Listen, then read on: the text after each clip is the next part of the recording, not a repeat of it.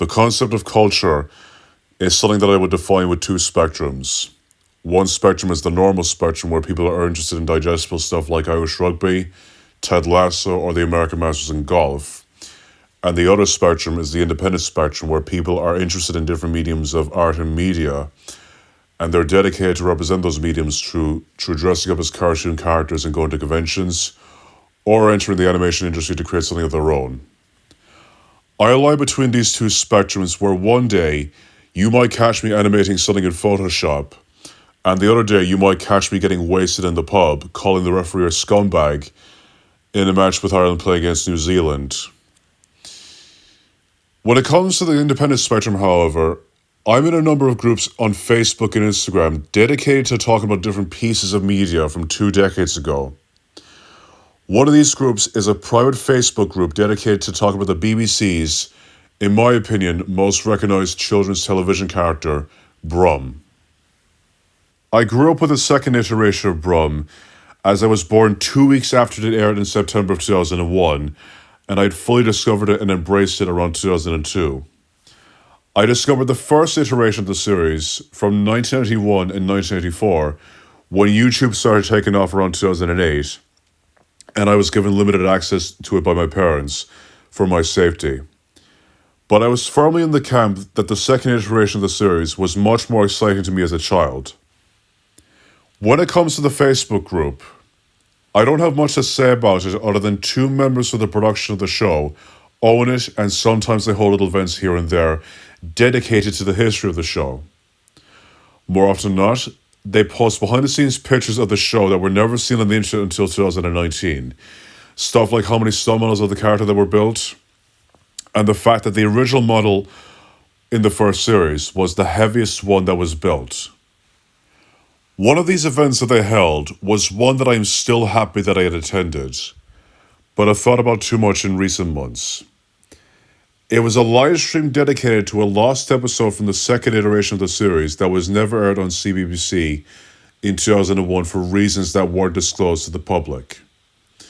It was titled Brum and the Bee. The episode had revolved around Brum driving to Handsworth Park in Birmingham, referred to as the big town of the series, where a costume party was happening, and encountering a bee orchard in the park, and chasing a man wearing a bee costume, riding a bicycle, who stole some jars of honey from the orchard, with the help of a marching band who were practicing in the park for the costume party. Simple, fun to watch, and narrated by Tom Wright. What I was not expecting to keep thinking about was the story of why the episode had never aired on television and was never released on any DVDs or VHS tapes. The 2 guys told everyone that the man in the bee costume was allergic to honeybee stings, and that he wasn't aware of it until the day that the episode was filmed.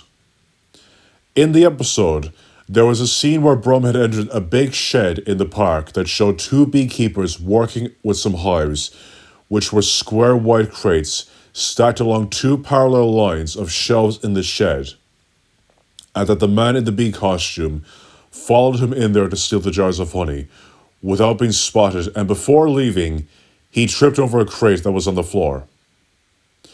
What was cut from that shot was that the man was supposed to fall in a certain way, and that he fell towards the left of the shed and hit his head on a support beam and knocked one of the hives off of the shelf on the left, and it broke when it hit the floor. The man was stung a few times as the costume was ripped where he had landed, and 6 of the bees got inside the costume, but he didn't go home after that shot. He worked through the pain and he finished the shooting with everyone that day. The day before the episode was supposed to be announced on CBBC, the man contacted the director and told him that he had to go to the hospital as he was suffering from low blood pressure, even after applying the ointment to the parts of his body where he was stung.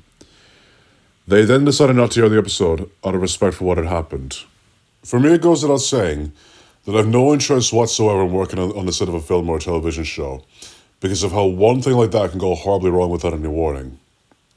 It doesn't scare me as much as thinking about Richard Hammond's accident with the vampire dragster at the RAF Ellington Airfield, New York, and the fact that James was supposed to film it, but was delegated to Hammond following some schedule conflicts.